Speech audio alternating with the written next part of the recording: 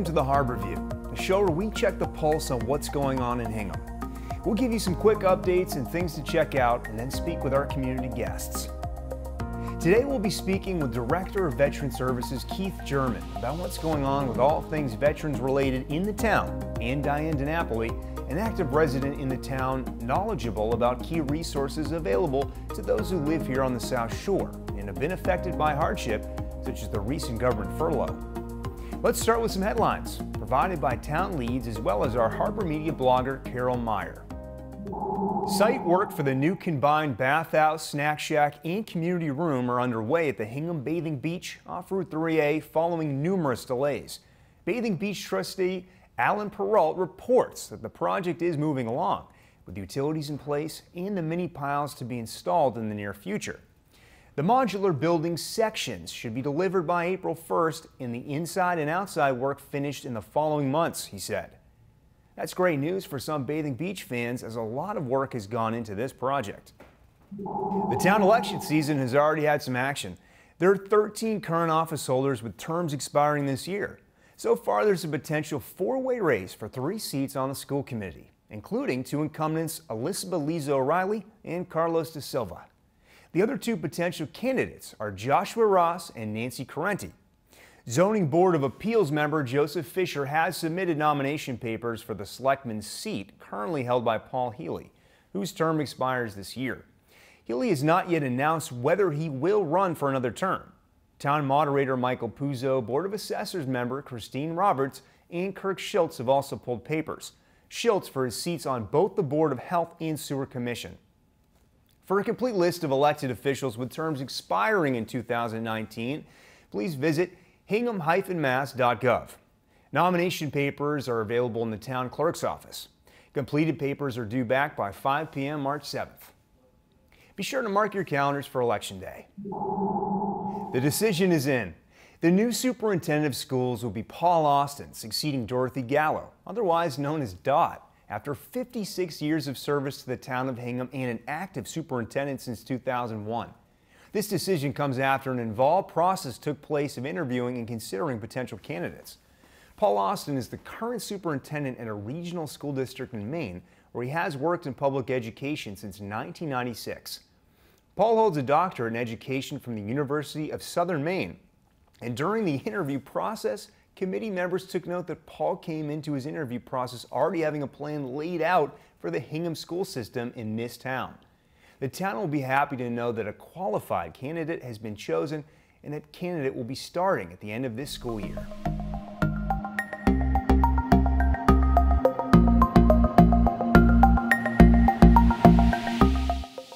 Well, today I just wanted to welcome Keith Jermyn to the show. He's Director of Veteran Services here in Hingham. And Keith, thank you for coming on. I appreciate it. Yeah, Graham, it's great to be here. It's great to be able to talk about the benefits that we provide here in Massachusetts. I'm sure a lot of people have veterans in their family. They know veterans. They might have friends, friends of friends. You know, they're part of the community, so they see and are around veterans all the time.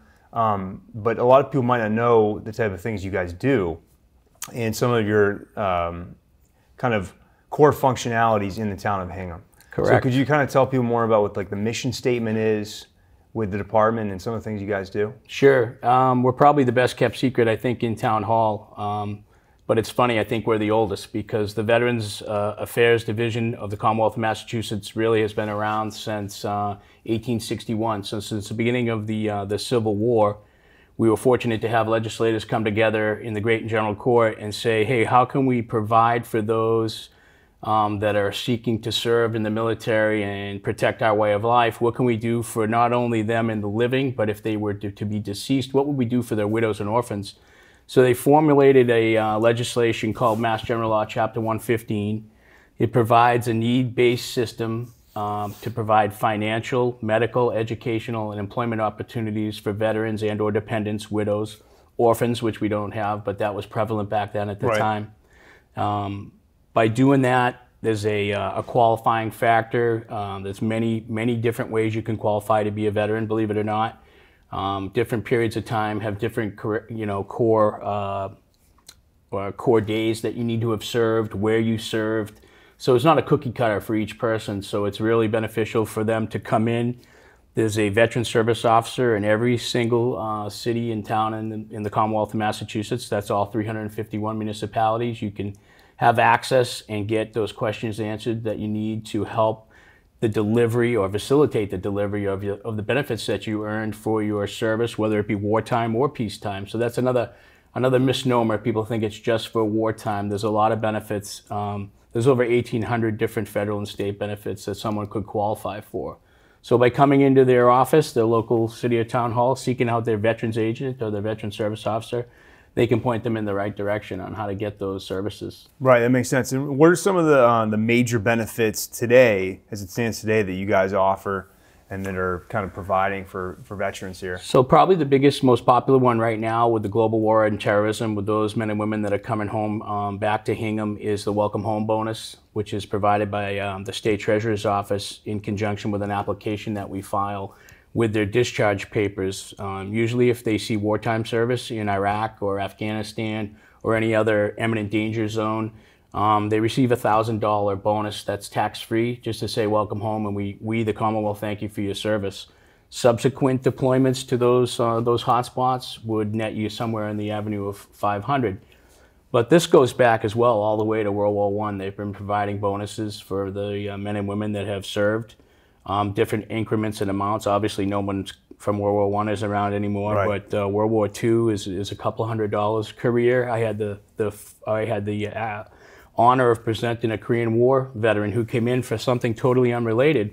And when I realized when I mentioned the bonus, and he kind of looked at me askew, and he didn't know what I was talking about, we looked into it a little deeper, and he had never received it, and I believe it was like $300. But that meant a lot to him to know that the executive branch of the Commonwealth was thinking about him enough to have put that in the law back then. He just didn't know about it. So he just didn't know about Absolutely. That state benefit Absolutely. that you guys offer. So I was, like I said, I had the privilege of presenting one to him and several Vietnam veterans. Mm-hmm. I've had that same privilege, and lots of Gulf War and global war and terrorism veterans now. So that's wonderful stuff. So how do you educate, I guess, veterans about some of the benefits that they might not know they even have through your department and through the state? So we try to do a lot of outreach. I try to get to assisted living facilities, nursing homes, where the majority of our veterans are now. Those would be the veterans of the greatest generation, World War II and career. Linden Ponds, which is a type of retirement community here in Hingham, which is the largest population of those folks. So I try to get up there at least once a month. We do put out pamphlets and flyers every time we have an event, whether it be Memorial Day, Veterans Day, or any type of event like that. We also have had the privilege of hosting the Secretary of Veterans Affairs, Francisco Urena, down in Hingham twice now. It's an annual event. We call it the South Shore Veterans Town Forum. So any veteran from the South Shore, it's usually the district of Senator Patrick O'Connor, so as far as Weymouth all the way down to, I believe it's Duxbury. And parts of Marshfield that he has. So all those towns in between, we host that event in Hingham because it has one of the largest venues, and they come in, they can ask the team from the VA, they can talk to the Secretary of Veterans Affairs directly and give them their feedback. It's like a panel discussion, right. And it's great to see people from all different communities because they have different wants and needs that we may not be. Yeah, that makes sense. Hingham. With different populations. Absolutely. And you would organize that with all the other directors. We do, yeah. We have a great outpouring and showing of the other agents, Hull, Cohasset, Weymouth. All have been to these events. We invite them all. You know, people are busy and can't get to these events, but having the secretary come to our town is fabulous. Yeah, absolutely. What other type of events do you guys have probably in the next? In the I guess short term, but also long term, the next year or so. What are some of the things? Yeah, so I could run you through the litany. The next big event coming, which is probably our crowning event, is Memorial Day. So our Memorial Day is usually held on the town common at 11 a.m. It's usually we have an address given by a uniformed speaker, so current member of the military. We have had all branches, all ranks and rates, up to the Army Chief of Staff. So that was a 4-star general that came to deliver the address one year, which was fabulous. Wow. To have him take his time and come and do that. We read the names of the veterans that had died from the past, from Memorial Day to Memorial Day. Those would be Hingham men and women that served in the line. So that's our biggest event, is Memorial Day. That draws the most people. We have scouting groups, the police and fire are involved, the militia is involved, the American Legion, the VFW. Usually have about probably 350 to 400 people turn out on the lawn at Town Common. They're invited to bring their own seats. There are seats provided for the veterans directly on the street, which is blocked off. Hingham High School, under the direction of Brian Sincata, the music director, bring students up who volunteer their time to come up. It's a long weekend. They could be down the Cape and they play in the band. We usually have a 40-piece band there. Wow. And they play American type tunes, God Bless America, etc. Classics and stuff. Yeah, and then right through, we have a contingent that marches in the 4th of July parade. Moving into September. So those are members who are go out. Sure. Those would be members of our veterans organizations that march. We have a rifle, or what we call an honor guard. So they fire their rifles. Kids love it. Yeah, it's a great piece. And I used to love those, like just even any reenactment type events. Sure. I was a big fan. So then we move into September. The third Friday of September is National POW MIA Recognition Day. We have a monument down at and flagpole down at Hingham Harbor. We do a simple standout. We have used to have candles, but they were very tough to control down at Hingham Harbor. So we moved to a glow stick contingency plan. Still works. So we all hold the glow sticks, and we started out when we first started this probably with six people that were veterans that were instrumental in keeping this going, this recognition, and we've grown to over 80. I think last year we had there, and it makes people on 3A and the corridor. We stand there at twilight. So that's when most of your traffic is going down 3A. Right. It's a highly visible area, and people stop and they look and they're like, well, what's going on? Yeah. And then they reflect for a minute. Hey, it is time to just take a moment. And brings awareness. Yeah, and for those 50, there's about 88,000 still unaccounted for from all the wars. So that's a national figure. So just for an hour to do that standout is it's very humbling. Yeah. Then we move into November, which is our big Veterans Day event. We have a breakfast at Town Hall, and then we roll into a speaker event, and we end that usually with a wreath laying out front at the memorial. What date is that? That's November 11th. Yeah, nice. We have that at 11 a.m. every year. It stays on the day. That's one day that we don't move, or it doesn't move with it. Like Memorial Day is always the last Monday. That date is contingent. Yep. Whereas Veterans Day is always held fast. We keep that the same. Pearl Harbor Day, we lay, backing up, we have Foss Memorial Day. So Seaman Herbert Foss was our Medal of Honor recipient here in Hingham.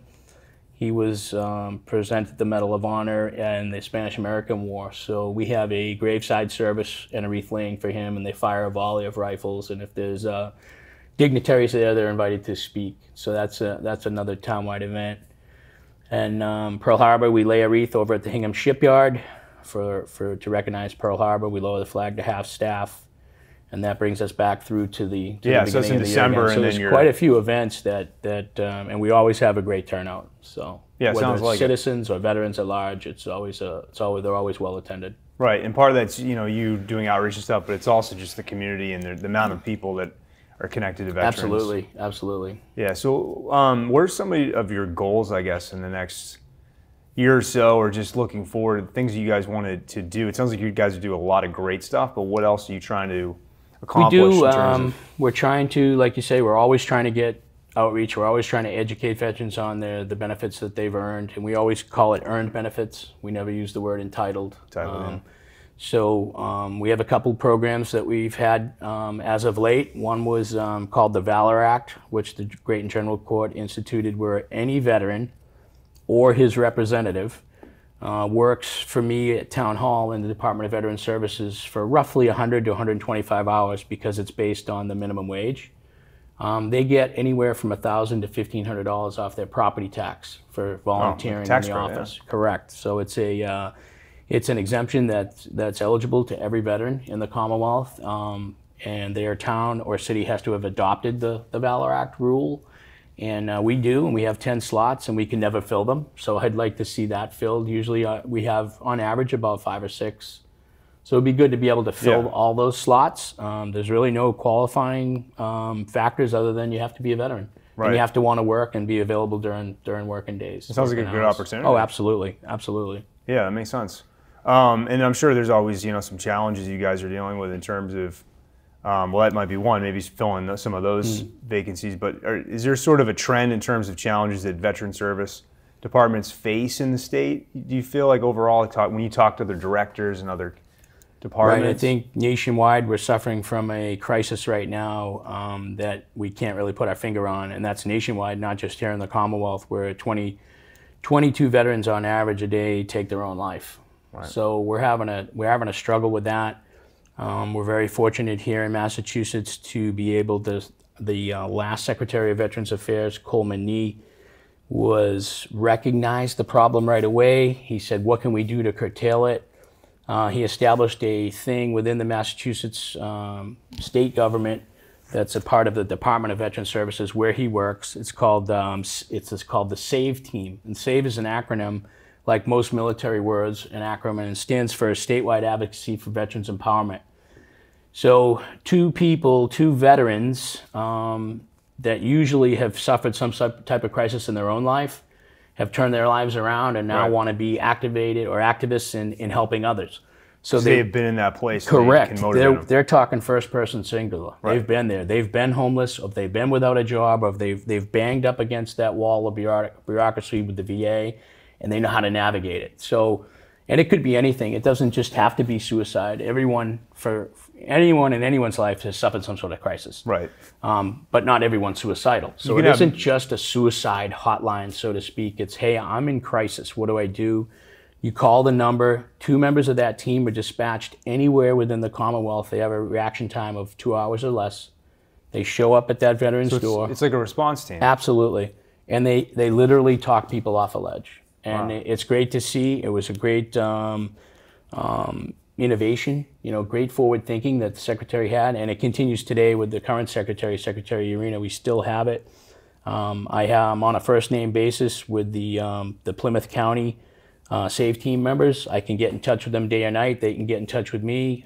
We post their cards. My cards are posted down at the what we call the Sergeant of the Guard down at the Hingham Police Station, and I get calls, a lot of calls, day or night. Yeah. And there's a lot of people suffering out there that are veterans, and they should know that there's a way to get help. And the VA has a hotline, which is great. You can text now too, so there's many faceted media ways to get in hold of them. And that number is 1-800-273-TALK, and they'll talk to you and help you. That's the national hotline. The SAVE team has a different number, but I can give you that at the end. Yeah, and that must make a difference too if you are a veteran and you get to connect with people from your department, or people who were veterans or maybe have been through the same experience. So correct. It's a lot easier. I think veterans will trust another veteran, seems to be right off the bat, or they're talking first person. Hey, I've been there. I was there. I was, we chewed the same ground. Let me help you out. Right. It removes that kind of barrier. It does. It does. Because it's tough when they're on the edge like that. It's tough to get them the help they need, and there's so many resources. We're so fortunate here in the New England area where we have all these teaching hospitals. So when you go to the VA in Brockton, West Roxbury, Jamaica Plains,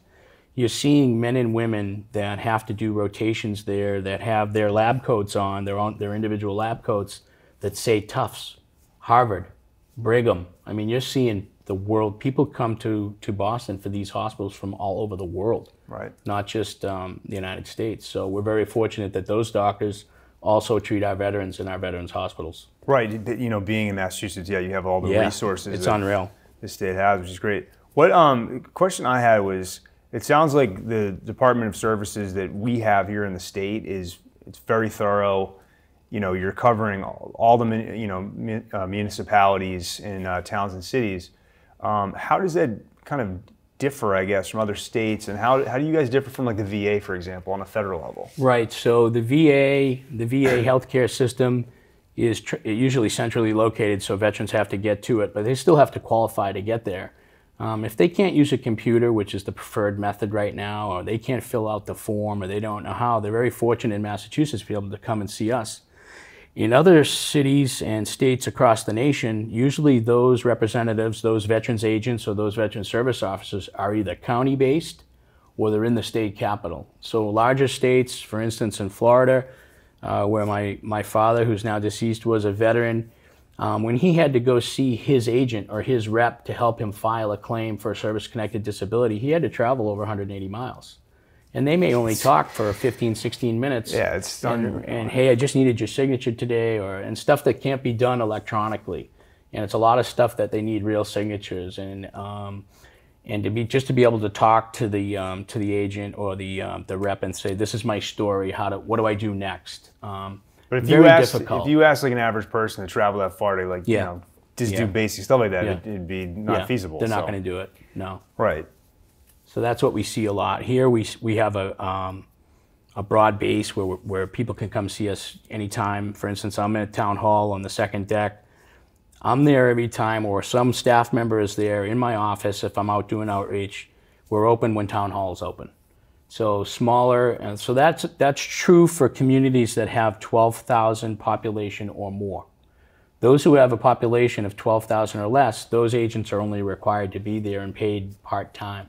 We're all municipal employees, but we're under a state mandate. Yeah. So there are some rules that govern that. And those cities or towns that are smaller sometimes form what they call veterans districts. So for instance, on the Cape, they call it the Cape Cod and Islands District. From the Bourne Bridge all the way down, all those, I think it's 15 cities or towns, they have one director, but they have like 7 VSOs, and they're in different areas, and they may be in the Barnstable Library on Monday, but then they're in the Hyannis Senior Center on Tuesday, so it moves around. So the access is provided, but it's just how they can afford to do it. Yeah, but it sounds like they put a lot of thought into how to plan and manage it. That makes a lot of sense. So, to sort of kind of wrap things up a bit, I guess, what I'd like to know is, in terms of whether you're a veteran, non-veteran, family member, veteran, anyone in the community, what is like the easiest way that they can make an impact and get involved with your department and connect with your department? So, like I said, we're up at Town Hall. They can simply call us at Town Hall, 781-741-1440, or just come by. We do take, we have 2 funds in town that help offset, because not everything is covered by the state. So we do take, we don't solicit anything, but we do take donations in kind. And what we do is we ask people that want to make a donation. It's always okay to make a check. It just makes it a little harder for us, because what we do is we turn those checks or that money that's given to us in donation into real food gift cards. We turn that into filling people's oil tanks. Especially in New England in winters like this, those that are on fixed income, so those are those older veterans that we mentioned that served the country proudly at one time, are now living on a fixed income, and the colder it gets, their choices become, do I heat or do I eat? Right. So we hate to see that. I don't like to hear about that, and what we do is we help offset that, and then we get them enrolled. First things first, do you have heat in your home? Have you eaten lately? Right. We can make an immediate impact. So if people really wanted to get involved, they could simply drop off gift cards, Stop and Shop, Big Y, all those. So you take all types of donations? Yeah, because we never like to give anyone real money because we can't control that. When you say you don't have any food, I'm trying to do the right thing and give you some food. If you don't have oil, we send our oil guy over to your house and we pay that bill directly. So we have a great relationship with a lot of vendors. I try to use Hingham-based vendors in town when we do those things, and it's always been a reward to see that we're putting our money, or our benefit money, veterans benefit money, whether it's city, state, or federal, right back into our local economy. That's a great thing. Right. So businesses can absolutely obviously benefit, but they can also get involved with the department too. Sure. Make donations, etc. Be preferred vendors. Yeah. Nice. So it's a great working system. We're able to help a lot of people. When you think of Hingham, you don't think that we have a homeless shelter in Hingham. We have 6 veterans that live in the Commander Paul Anderson house.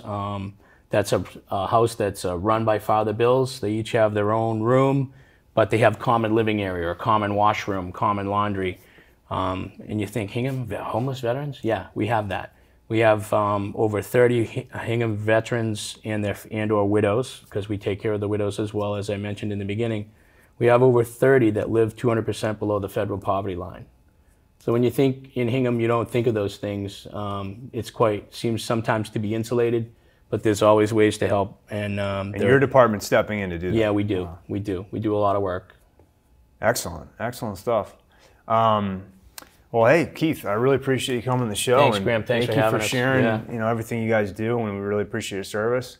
And I guess one more time, in terms of contacting you guys, easiest way to contact, website. The official town website, under the government tab is Veteran Services. You'll see that. There's a Hingham Veteran Services Facebook page that's maintained by our public affairs officer at the Hingham Veterans Council. So that's always up to date if you're so inclined to use that. Or you can simply call us at 781-741-1440. Excellent. Hey, Keith, thanks so much. Thanks again. Take care. Bye-bye.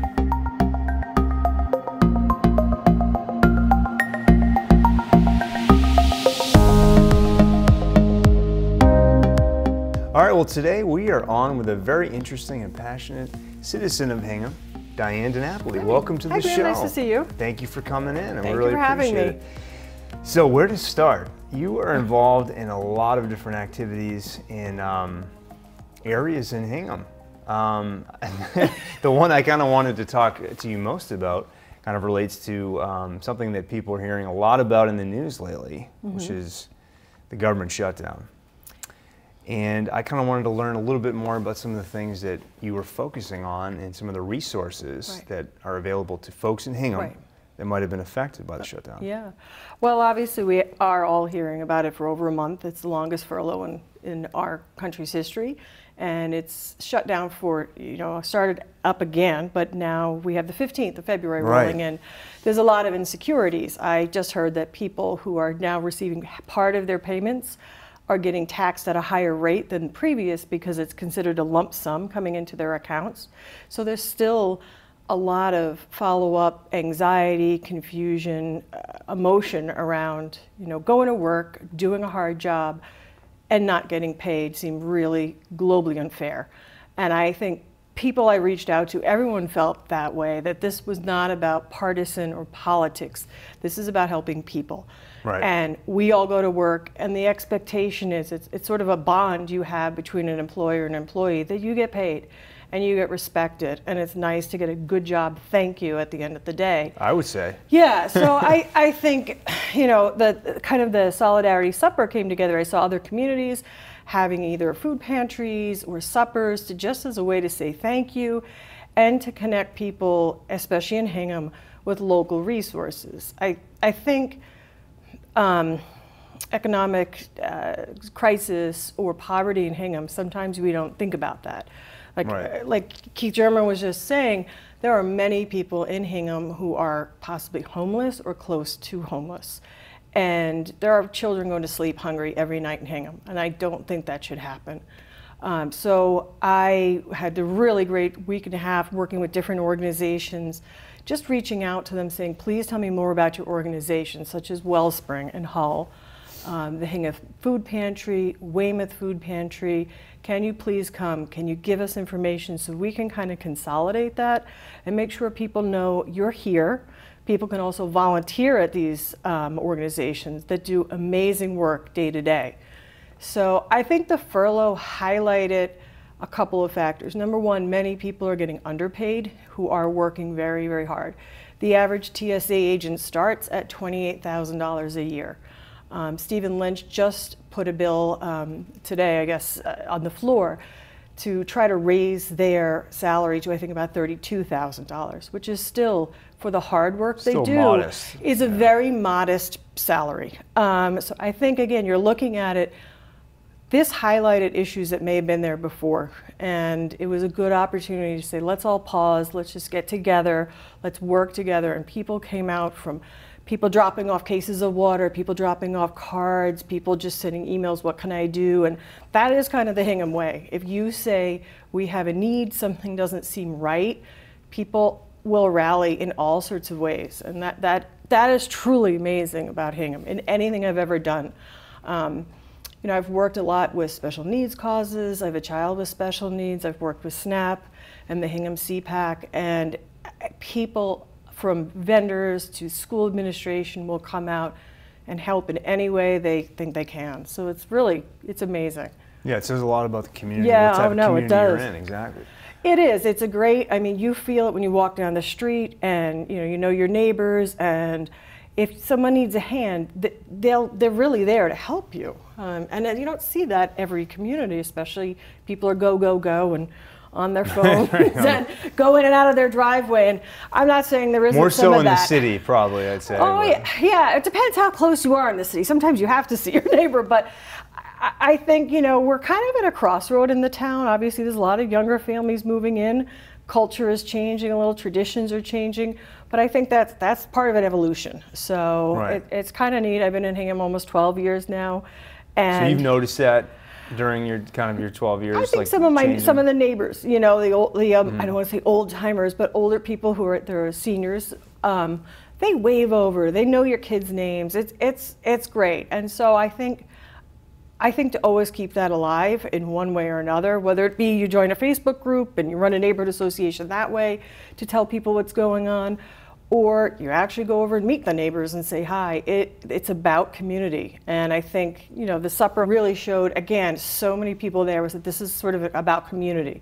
I think Rep. Joan Machino said it really well when she said, you know, when you called me, I said, yeah, absolutely, let's do this, because this is what the community kind of needs. We need a place to get together and just kind of see, how are you doing? And what do you think about this? Check in on each other. Check in. Yeah. And I think this was a kind of a strange situation because it's a bit of a disaster that kept going. It wasn't. Yeah, it's still kind of going. It's still kind of like, we're not sure. Yeah, it is. And I think it takes a time. I would imagine if I were, again, only imagining if I were in someone's shoes, it's what's going to come next. You really just took it upon yourself. You wanted to really help people. I saw other communities doing it, and I felt, why, I know this would fit in Hingham, because, I mean, obviously, we have the Coast Guard down in Hull. We have national parks in Weymouth. There's IRS, TSA. There's 47,000 people in the state of Massachusetts. There has to be people in our area. And you wouldn't know. It's a little bit of an invisible issue sometimes. Much like hunger and poverty is, you don't really know. Or veterans. Right. You don't know what's going on in someone's house. So if you just sometimes give the people the information that, number one, this is okay. Everyone struggles financially at one point. Everyone does. Please look into these resources that are in the community and funded by the community. This isn't the government. This is your neighbor helping you. And I mean, I think that was amazing, like something about Wellspring. Wellspring in Hull, it's multi-service, so they do educational trainings for people getting their high school diploma. They help women get back into careers or men who may be out of work for whatever reason. They have a food pantry. They have a store. They really try to take care of the person, not only economically, but emotionally. Right. And that's, you know, an organization that does so much. And really, again, one day you might be the recipient, the next day you're going to be the teacher and helping somebody. So that's the essence of community. You're going to be on both sides of that coin, and you know, you've got to embrace it. So what was like the moment that you realized that you wanted to actually do something more in terms of, you know, starting an event and actually forming kind of what you did?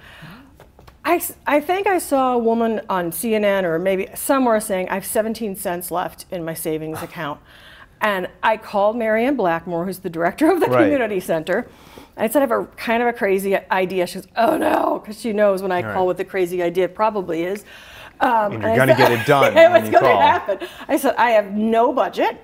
And I have no idea if this is going to fly, but can we look at your calendar and get a room like on a Friday, Saturday, Sunday to try to do a supper? And she's like, okay, let me look at the calendar. What's it for? And I told her, she's like, oh yeah, absolutely, because we're the place. Yes. And we really wouldn't have been able to do this without the community center. You needed a large room. You needed a space somewhere that would take you in.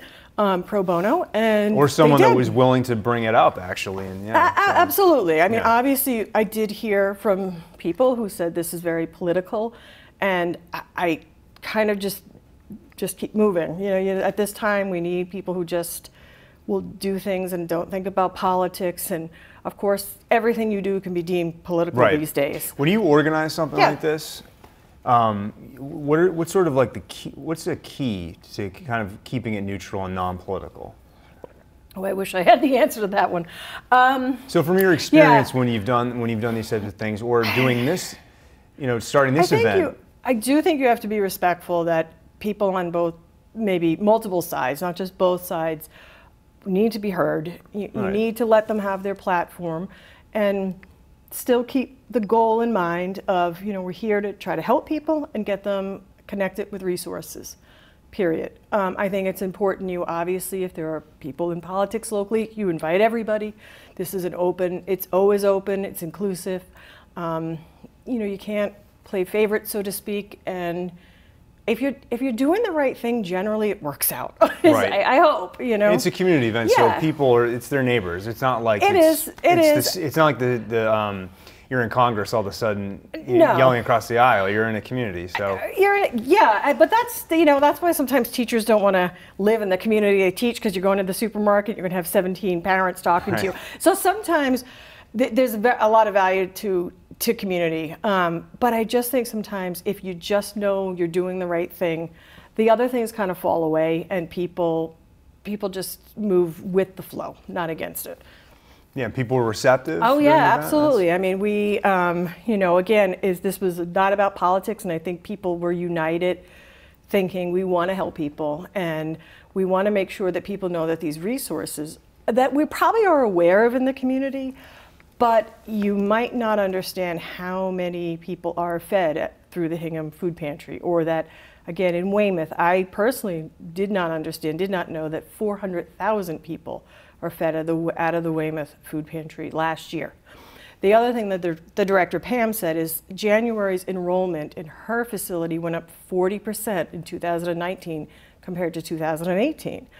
And I said, what do you attribute that to? I didn't know if, they had some sort of... Could be something else rather than Right, just I said, what do you shutdown? think it is? And she said, I think it's a lot of anxiety about what will happen in the next year.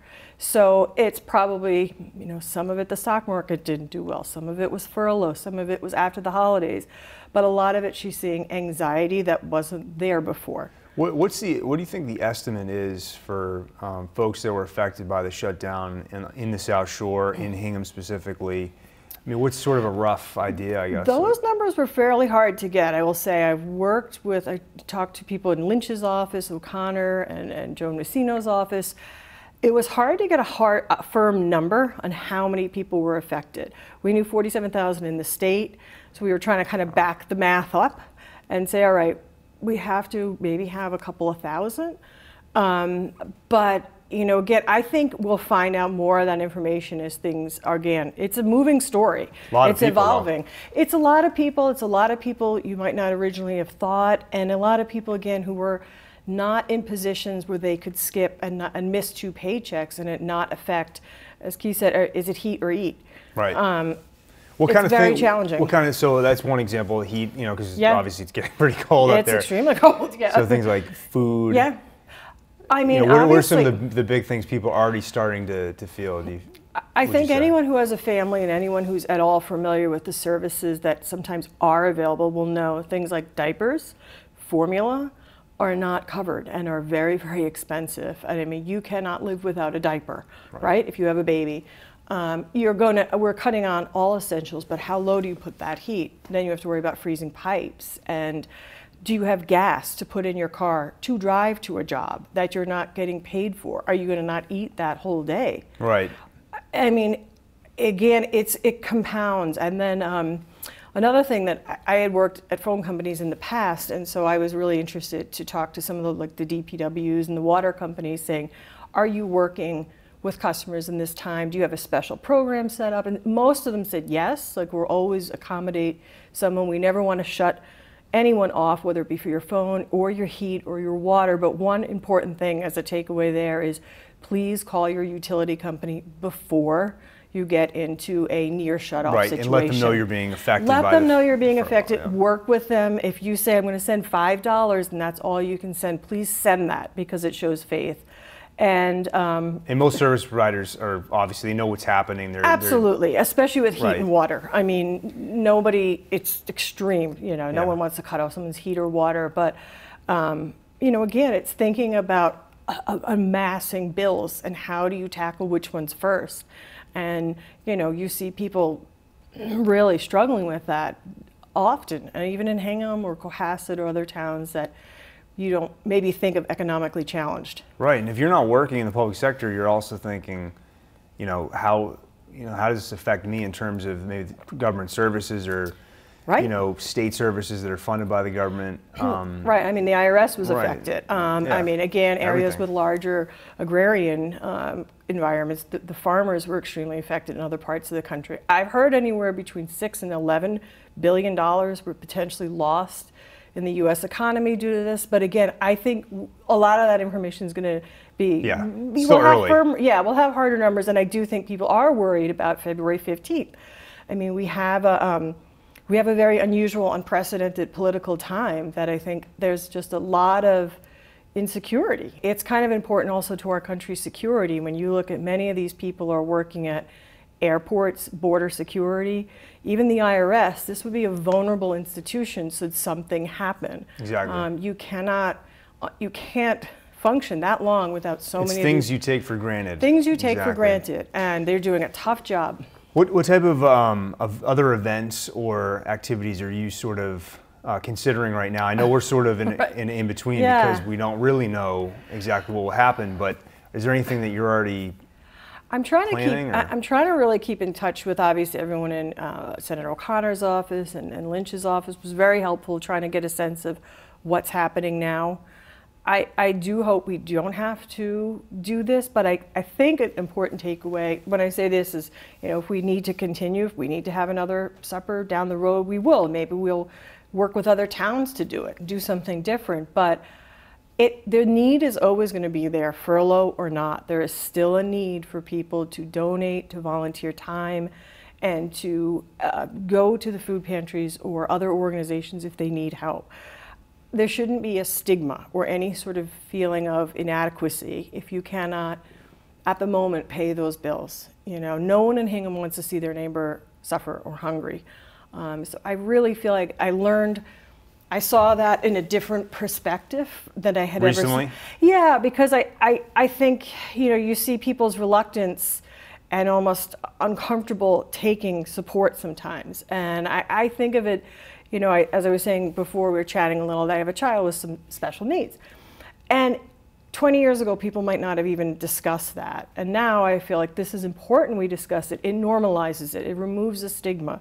And I think to some extent, you have to look at things like poverty and this, or economic challenges, whether they be long or short term, the same way. That this is something we need to look at and analyze and talk about, and not kind of put in the back burner, because then it's not solved. And right, then we're because not people are human and they have nobody is perfect. Right. Even you. People are human, and they're going to have to need to pay the bills, and if for some reason we have a temporary standby on payments, etc., it's normal to need assistance. So I do think everybody, if they're being honest, has had a time that they were not as blessed as they may be where they are now today. Yeah. Whether you're young, you're changing careers, or you have a health setback, or your children in college, something is going to happen that might change your economic strata. But that doesn't change who you are, So right. You have to keep that in mind.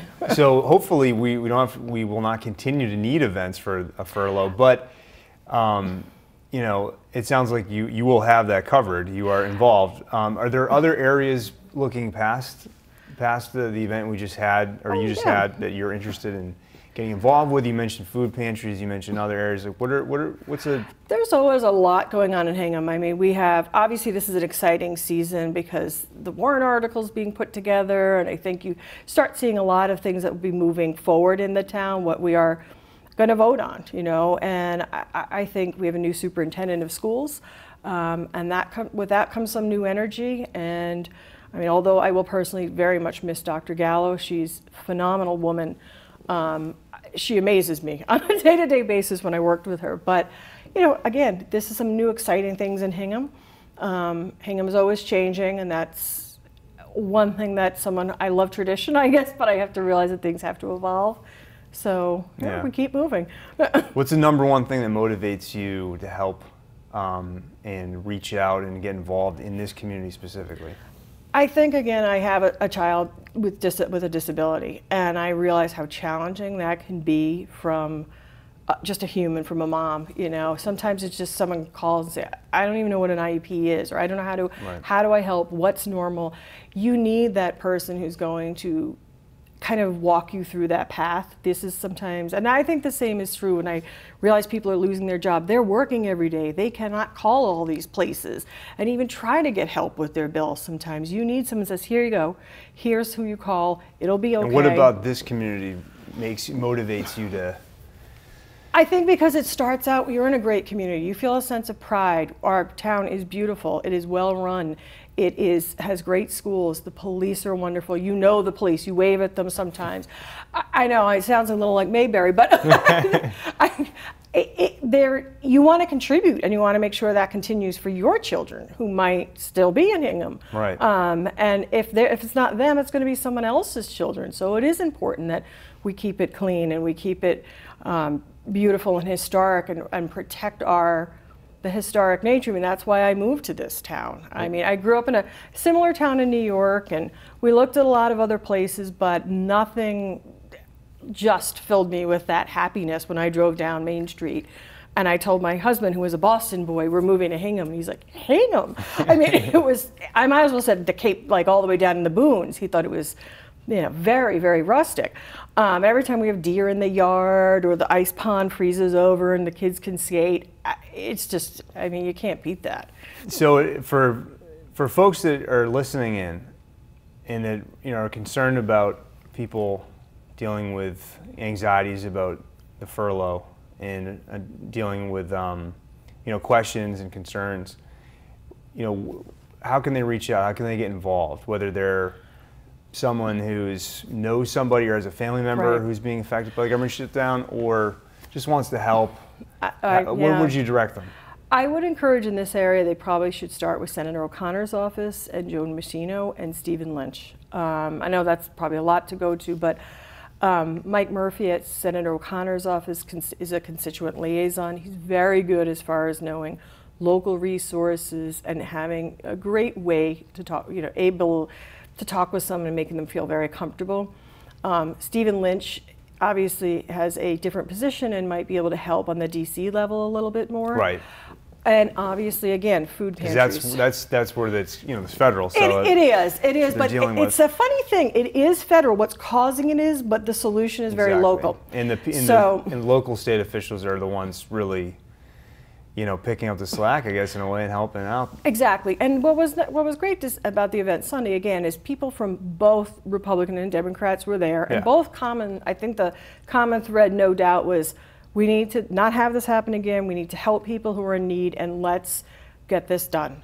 You know, I think we've seen a lot of negativity coming when we become too partisan. No one really wants that. It's just almost like falling down a rabbit hole. Exactly. So maybe this can be the stop that people can say, let's try to talk to each other in a respectful way. Let's have nonpartisan kind of get-togethers and discuss what really matters. And exactly. Is there a website that people can check out related to some of the work you're doing and the event, and maybe future events? Sure. I would keep an eye on the Hingham Community Center. I think should we do something like this again, it would probably be through the Community Center, just because they're a great organization to work with. Marianne Blackmore was really just great as far as what are we going to do, and kind of helping, you know, get Harbor Media in and other things like that. So she's a great resource, honestly, for anyone who wants to host events, or, you know, we probably will put some more information online as it becomes available there. All right, so what's that website again?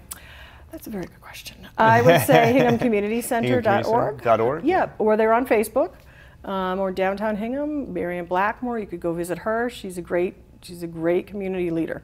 All right, those are some great resources. Well, hey, Diane, thank you for coming on. Thank you. Really appreciate it. I appreciate you having me. Thank you very much. Hope to have you on again and talk more. Okay, great. Thank you. Thanks.